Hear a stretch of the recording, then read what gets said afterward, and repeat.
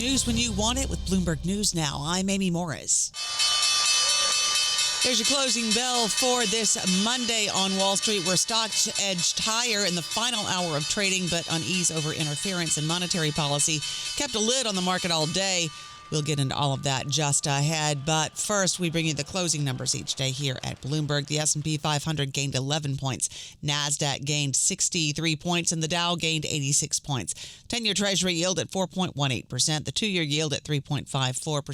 Layoffs reportedly coming to Meta as soon as tomorrow. The New York Times reports the cuts to Reality Labs, which has roughly 15,000 employees, would be a fraction of Meta's total workforce of 78,000, but are set to disproportionately affect those in the metaverse unit who work on virtual reality headsets and a VR-based social network. Citigroup is set to cut about 1,000 jobs as part of Chief Executive Jane Fraser's plan to keep a lid on costs and improve returns.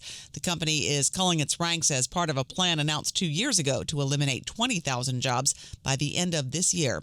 3 former heads of the Federal Reserve and 4 former Treasury secretaries have decried a Department of Justice investigation into current Fed Chair Jay Powell, saying it would undermine the central bank's independence.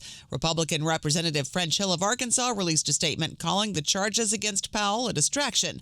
Bloomberg's Tyler Kendall. The House Financial Services Chair French Hill saying that this is an unnecessary distraction, in his words, appearing to take the side of the Fed chair. Bloomberg's Tyler Kendall. Senator Tom Tillis vowed to oppose any Trump nominees to the Fed until the matter of the grand jury investigation is resolved. Republican Senators Lisa Murkowski and Kevin Cramer also expressed opposition.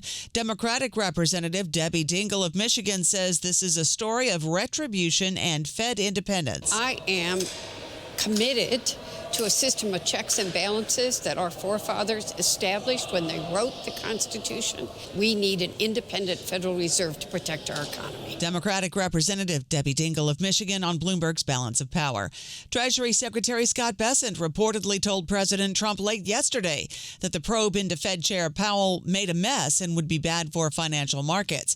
Axios reports U.S. Attorney Jeanine Pirro's office launched the probe without warning, with no heads up for Treasury, the White House, or the Maine Justice Department.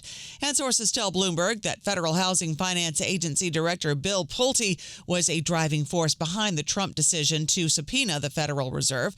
Pulte denies it. The DOJ is outside of my purview. This is out of my purview. I don't know anything about it, and I would defer you to the DOJ.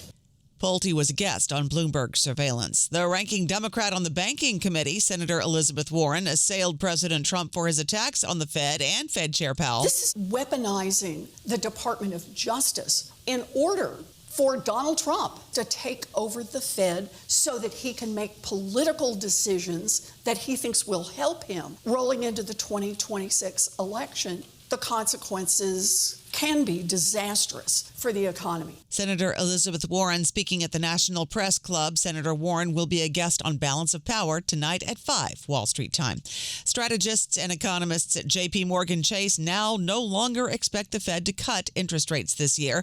In fact, they see a rate hike next year. The forecast change was in response to the December employment data, which eased concerns about a weakening labor market. President Trump is calling on credit card companies to cap interest rates at 10% for a year, a move that could wipe out billions in profits for the banking industry. Industry groups and analysts questioned whether approval of a rate cap was even likely, given the strength of the banking industry's pull in Congress. Apple has reportedly entered a multi-year partnership with Google's Gemini to run its AI-powered Siri later this year. CNBC reports Apple determined that Google's technology is the best foundation for Apple Foundation models.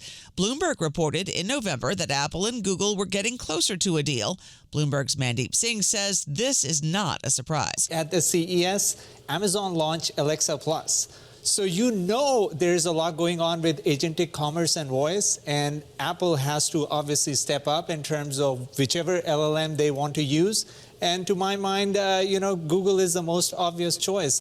Canada's Prime Minister Mark Carney is set to make an official visit to China, trying to rebuild relations and reduce Canada's economic reliance on the U.S. Carney is set to meet with Chinese President Xi Jinping to discuss trade, energy, agriculture, and international security. China's Ministry of Foreign Affairs confirms Carney will visit the country from January 14th to the 17th. And sources tell Bloomberg a minority stake in Golden State Group, the holding company for the NBA's Golden State Warriors, is up for sale.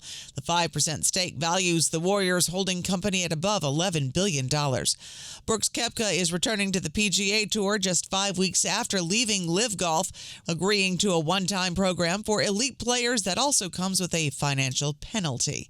That's news when you want it with Bloomberg News Now. I'm Amy Morris, and this is Bloomberg.